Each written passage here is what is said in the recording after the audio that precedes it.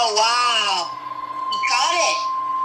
The National Weather Service in Raleigh has issued a flash flood warning for Alamance County, Davidson County, Forsyth County, Guilford County, Northwestern Randolph County until 4 p.m. Thursday. Claire Ranger. 6 a.m. Doppler radar indicates heavy rain across the Warren area. Between 2 and 3 inches of rain following 10:06 a.m.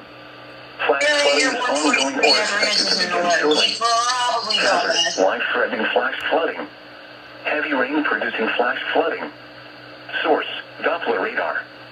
Impact, life-threatening flash flooding of creeks and streams, urban areas, highways, streets, and underpasses.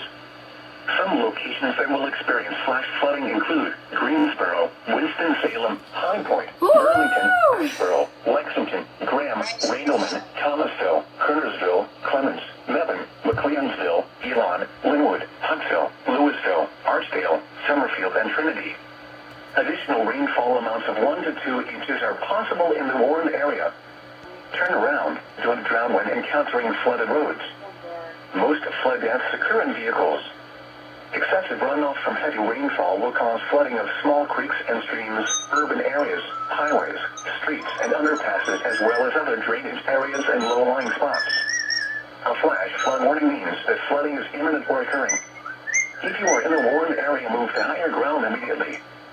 Residents living along streams and creeks should take immediate precautions to protect life and property. Repeating, a flash flood warning has been issued until 4 p.m. for the following counties in North Carolina: Alamance, Davidson, Forsyth, Guilford, and Randolph.